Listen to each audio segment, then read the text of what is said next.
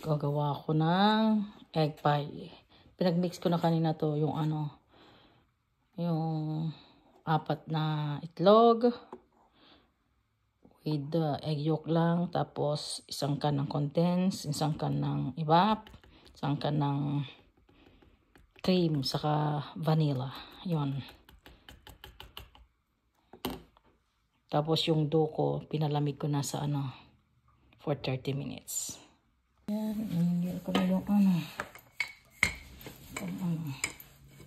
itong sukat nito, 2 cups of flour.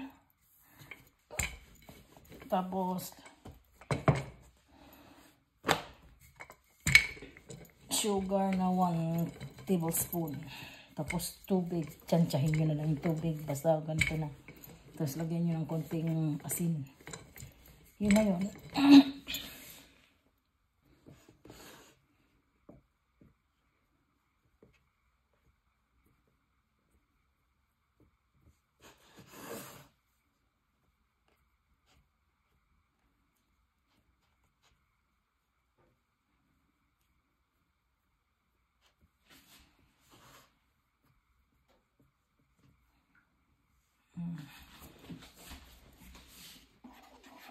Tapos lalagay ko na itong